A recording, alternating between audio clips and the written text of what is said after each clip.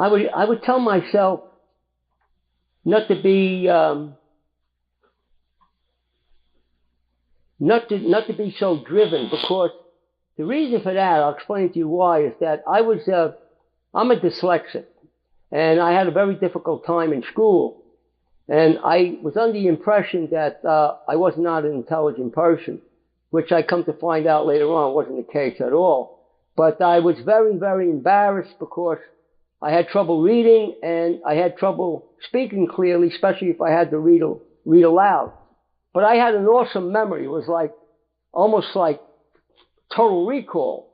So I could I could learn things. It was unbelievable just by listening.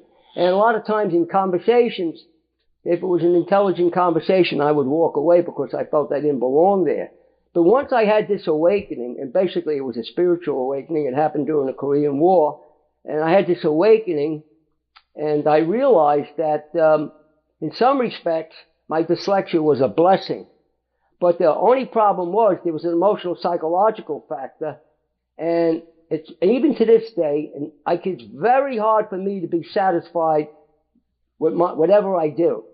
I mean, no matter what it was, to me, it was like kind of ingrained into my hard drive that it wasn't good enough, and that, in some respects I failed, which is kind of ridiculous, but that turned out to be the driving force to do all that fasting and try to run through the prevention marathon when it was 20 below zero with the wind chill factor and get severe frostbite and do it, which was pretty insane when you come right down to it, running through snow drifts that were 2 feet deep.